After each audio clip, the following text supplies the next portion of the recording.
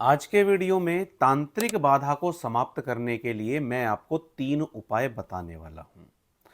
अगर आपको ऐसा लगता है कि आपको तांत्रिक बाधा लग गई है, किसी ने आप पे तंत्र कर दिया है, तो ये 3 उपाय आपके जीवन को बदल सकते हैं। आपके जीवन में जो समस्याएं चल रही थी, उनका समाधान हो सकता है। जो भी भाई बहन हमसे जुड़े हैं उनके लिए मैं बता दूं कि अगर आप तंत्र बाधा से पीड़ित हैं तो किस प्रकार के लक्षण आपको देखने को मिलते हैं। देखिए, पहला लक्षण यह है कि जब भी तंत्र का प्रभाव आपके ऊपर हो जाता है तो जिस काम को करने में आप माहिर थे, बहुत अच्छा लगता था आपको उस काम को करना, अचानक ऐसा लगने लगेगा कि ये काम मैं क्यों करूं, ये तो बेकार काम है, मुझे इस काम को नहीं करना चाहिए, मुझे ये काम बदल लेना चाहिए। इस प्रकार के विचार आपके मन में आते रहेंगे। ठीक है।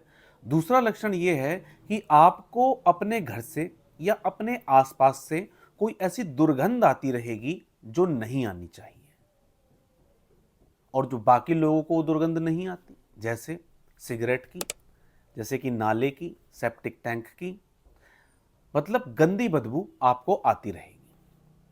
तीसरा लक्षण क्या है कि एक अनजान सा भय आपके मन में रहने लग जाएगा कि मैं घर में आऊं तो मुझे कोई मार ना दे, या मैं घर से बाहर जाऊं तो मेरा कोई एक्सीडेंट ना हो जाए। चौथा लक्षण है कि आपके जो रिश्ते सबसे ज्यादा अच्छे थे, वो रिश्ते आपके बिगड़ने लगेंगे। मतलब जिन रिश्तों ने आपकी जीवन भर मदद की या जितनी भी आपकी उम्र है उतनी आपकी मदद करी, और अब आपको ऐसा लगेगा कि ये रिश्तेदार बेकार है, ये सेल्फिश है, ये बुरा है, और वो आपका सच्चा वेलविशर होगा और उससे आप दूर हो जाएंगे, क्योंकि नेगेटिविटी चाहती है कि इस व्यक्ति को अकेला करके परेशान किया जाए। तो छोटा सा मैंने एक इंट्रोडक्शन दिया, अब चलते हैं सीधा उपाय की तरफ कि वो कौन से 3 उपाय हैं। बहुत ध्यान से सुनना।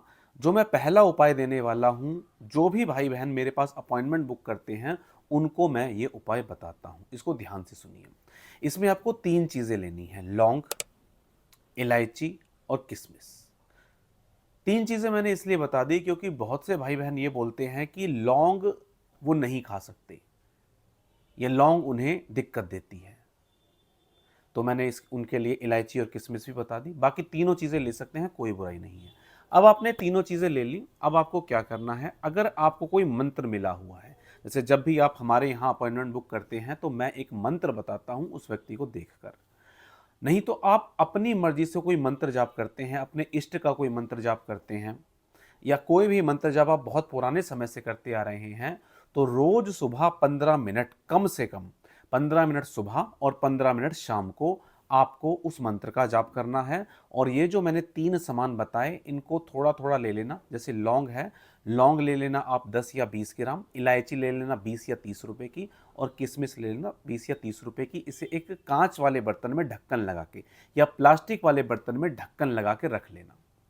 अब इसको क्या करना है, आपको संकल्प लेना है। संकल्प मैं बहुत बार बता चुका हूं, हाथ में जल लेके इस प्रकार से संकल्प लिया जाता है, पानी में 3 बार फूंक मारी जाती है इस प्रकार से, और फिर उसको जमीन पे गिराया जाता है। तो ये संकल्प लेने का तरीका मैं कई बार बता चुका हूं। ठीक है जी। तो संकल्प ले लिया। संकल्प में आपको क्या, अपने शब्दों में बोलना है जो भी आपकी परेशानी है। और मान लीजिए आप हनुमान जी के नाम से कर रहे हैं, तो आपको बोलना है कि हे हनुमान जी महाराज, अगर मुझे किसी भी प्रकार की कोई, अब जो संकल्प बोल रहा हूं इसे लिख लेना ताकि आप लिख के इसे बोल सको। हे हनुमान जी महाराज, यदि मुझे किसी भी प्रकार की कोई तंत्र मंत्र यंत्र गणंत भूत प्रेत जिन जिन्नात चुड़ैल अघोरियों की क्रिया, तांत्रिकों की क्रिया, कोई भी ऐसी चीज जिसे कोई व्यक्ति ना देख पा रहा हो, आप उसे समाप्त कर दें अपने हिसाब से, और मुझे पूर्ण रूप से इन चीज़ों से निजात दिलाएं, पूर्ण रूप से मुझे प्रोटेक्ट करें। इस प्रकार से अपने शब्दों में बोल देना। लेकिन जो मैंने योनिया बोल के दिखाई, इसे आप लिख लेना ताकि आप संकल्प लगा सको। ठीक है, संकल्प लगा लिया। अब आपको ये प्रयोग पहले 41 दिन करना है, और 41 दिन में पहले ही दिन से आपको लौंग, इलायची और किशमिश खानी शुरू कर देनी है। ठीक है, इससे धीरे धीरे आप ठीक होते चले जाएंगे। बहुत ही अच्छा उपाय है, ज़रूर करें इसे।